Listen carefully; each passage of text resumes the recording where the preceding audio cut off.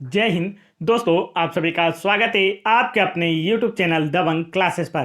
तो दोस्तों, आज हम पढ़ने वाले हैं MP excise constable Madhya Pradesh आबकारी आरक्षक एग्जाम 2023 में 20 फरवरी 2023 की थर्ड शिफ्ट में पूछे गए साइंस के क्वेश्चन। इससे पहले जीके के क्वेश्चन हम आप लोगों को करा चुके हैं, आप साइंस के क्वेश्चन देखने वाले हैं। तो ये जो क्वेश्चन है आप लोगों के आने वाले जेलप्रेरी और पटवारी एग्जाम के लिए काफी इंपॉर्टेंट साबित होंगे, क्योंकि ये न्यू एजेंसी है, यह किस प्रकार से आप लोगों से क्वेश्चन पूछ रहे हैं यहां से आप लोगों को पता चल पाएगा। तो चलिए देखते हैं यहाँ पर फर्स्ट क्वेश्चन क्या पूछा जा रहा है। तो फर्स्ट क्वेश्चन यहाँ पर आप लोगों से पूछा गया है NaCl। ठीक है, NaCl मीन्स क्या होता है? तो आप कह सकते हैं कि NaCl मीन्स होता है सोडियम क्लोराइड। क्या होता है दोस्तों? सोडियम क्लोराइड होता है।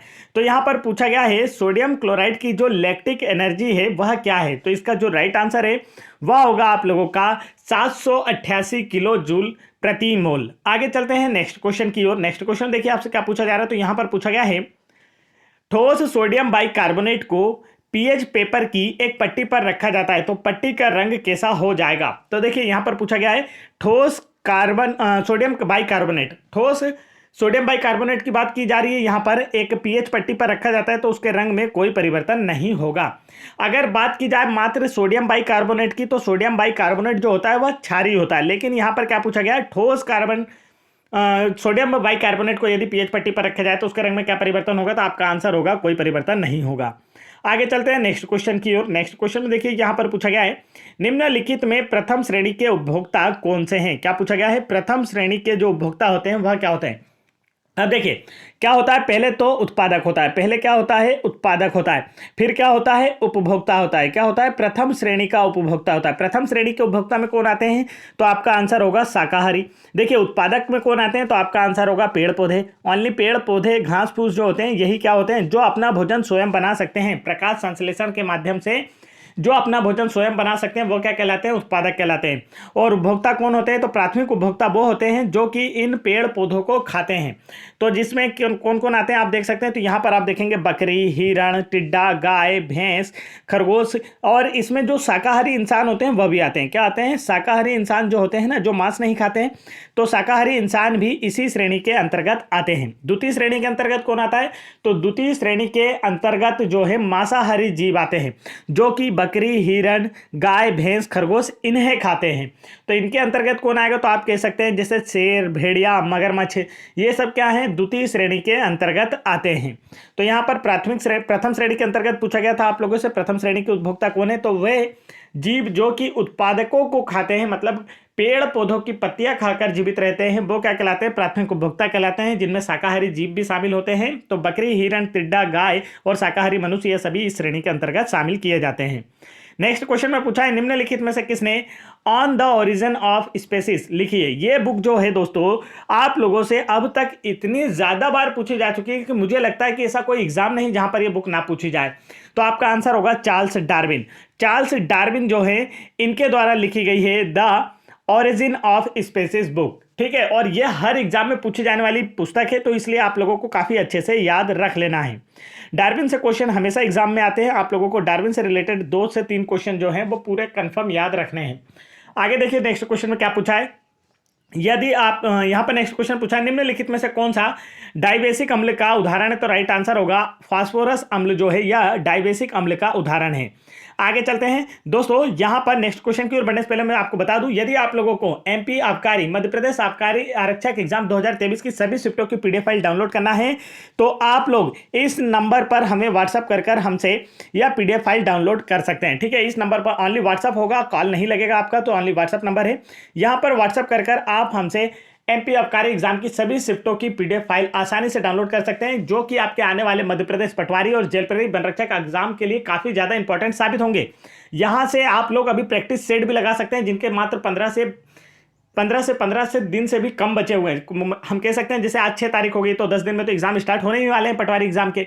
तो आप लोग ज्यादा से ज्यादा प्रैक्टिस सेट लगाएं, और ये सारी शिफ्ट के प्रैक्टिस सेट, जिससे आपकी मैथ्स और रीजनिंग में पकड़ काफी ज्यादा अच्छी हो जाएगी। साइंस के नए क्वेश्चन देखने को मिलेंगे और करंट अफेयर जीके के भी नए क्वेश्चन देखने को मिलेंगे, जिससे आपको पता चलेगा कि जो मध्य प्रदेश की नई एग्जाम एजेंसी है ESB, यह किस प्रकार से क्वेश्चन आप लोगों से पूछ रही है। यहां से पहले व्यापक क्वेश्चन पूछा था, लेकिन अब नई एजेंसी आ गई तो ये किस टाइप के क्वेश्चन आप लोगों से पूछ रही है, इसका लेवल क्या है, तो आप लोग आसानी से सभी शिफ्टों की पीडीएफ फाइल यहां पर हमें व्हाट्सएप करके डाउनलोड कर सकते हैं। नेक्स्ट क्वेश्चन देखिए यहां पर क्या दिया है, भारत का प्रथम समुद्री पारिस्थितिकी संवेदनशील क्षेत्र कौन सा है, तो इसका जो राइट आंसर है वह है कच्छ की खाड़ी। कच्छ की खाड़ी कहां स्थित है, यदि आप लोगों से यह पूछ लिया जाए तो इसका आंसर आपको जल्दी से हमें कमेंट करके बताना है। काफी इजी क्वेश्चन मैंने आप लोगों से पूछा, स्टेट का नाम आपको बताना है। यहां पर पूछा गया है भारत का प्रथम समुद्री पारिस्थितिक संवेदनशील क्षेत्र कौन सा है, तो आपका आंसर होगा कच्छ की खाड़ी। आगे चलते हैं नेक्स्ट क्वेश्चन की ओर। नेक्स्ट क्वेश्चन देखिए क्या पूछा है, यहां पर पूछा गया है पैथम निम्नलिखित में से किसकी इकाई है। क्या पूछा गया है, जो पैथम शब्द दिया है ये किसकी इकाई है, तो आपका आंसर होगा गहराई मापने की। पैथम शब्द जो है यह गहराई मापने की इकाई है, जिसका उपयोग समुद्र की गहराई मापने में किया जाता है। आगे चलते हैं नेक्स्ट क्वेश्चन की ओर। नेक्स्ट क्वेश्चन देखिए यहां पर पूछा है खालिस्तान का कारण गुण सूत्र संख्या 21 की एक अतिरिक्त प्रतीक की उपस्थिति है, तो इसका जो राइट आंसर है वह है डाउन सिंड्रोम। डाउन सिंड्रोम का कारण गुण सूत्र संख्या 21 की एक अतिरिक्त प्रतीक की उपस्थिति है। आगे चलते हैं नेक्स्ट क्वेश्चन की ओर। नेक्स्ट क्वेश्चन देखिए यहां पर क्या पूछा गया है, निम्नलिखित में से कौन सा अणु इसे गठन में आयन बंधन शामिल नहीं करता है, तो इसका जो राइट आंसर है वह है H2O। ठीक है, पूछा गया कौन सा अणु गठन में आयन बंधन शामिल नहीं करता है, तो देखिए किसमें आयनिक आबंधन नहीं होता है, तो आपका आंसर होगा H2O में आयनिक आबंधन नहीं होता है। इसके अलावा जो आपको दिए गए हैं इन सभी में आयनिक बंध होता है। आगे चलते हैं नेक्स्ट क्वेश्चन देखिए यहां पर पूछा है एशिया की सबसे बड़ी मानव निर्मित जंगल सफारी नंदन वन जू का लोकार्पण कहां किया गया है। एशिया की सबसे बड़ी मानव निर्मित जंगल सफारी नंदन वन जू का लोकार्पण कहां किया गया, तो आपका आंसर होगा रायपुर छत्तीसगढ़ में।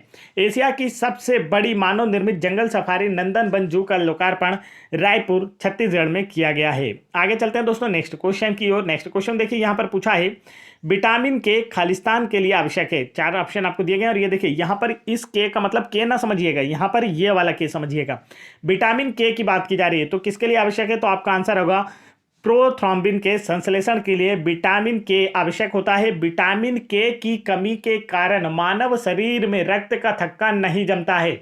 या आप लोगों से पूछा जा सकता है कि ऐसा कौन सा विटामिन है जो रक्त का थक्का जमाने में सहायक है, तब आपका आंसर होगा विटामिन के जो है यह रक्त का थक्का जमाने में सहायक होता है। आगे चलते हैं नेक्स्ट क्वेश्चन की ओर। नेक्स्ट क्वेश्चन देखिए क्या पूछा है, तो यहां पर आप लोगों से पूछा गया है जल के परासरणी विस्तार में रखी कोशिका को नियंत्रित करने वाला मुख्य कारक कौन सा है, तो इसका जो राइट आंसर है वह है आप लोगों का रिक्तिकाएं। जल के परासरणी विस्तार में रखी कोशिका को नियंत्रित करने वाला मुख्य कारक जो है वह क्या है, रिक्तिकाएं हैं। आगे चलते हैं नेक्स्ट क्वेश्चन की ओर। नेक्स्ट क्वेश्चन में यहाँ पर पूछा है क्रोमेटोफोरस की क्या भूमिका है। 4 ऑप्शन आपको दिए गए और पूछा गया है क्रोमेटोफोरस की क्या भूमिका है, तो इसका जो राइट आंसर है वह है प्रकाश संश्लेषण। क्रोमेटोफोरस की क्या भूमिका है आप लोगों से पूछा गया, तो इसका जो राइट आंसर है वह है प्रकाश संश्लेषण में सहायक होता है। क्रोमेटिन जो होता है यह किस में सहायक होता है, तो आपका आंसर होगा प्रकाश संश्लेषण में सहायक होता है।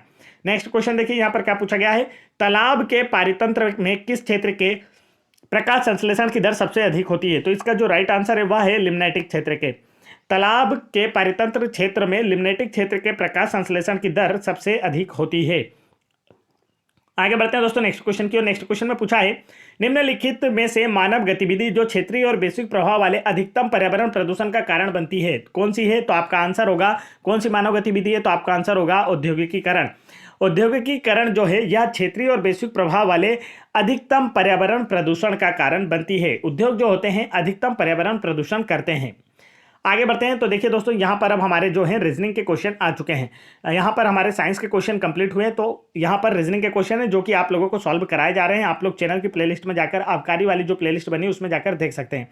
तो ये रीजनिंग के क्वेश्चन, नीचे मैथ्स के क्वेश्चन इसी में इसके साथ मिले हुए हैं, आप लोग देख सकते हैं। जीके और साइंस के क्वेश्चन अलग तरीके से आपको दिए गए थे।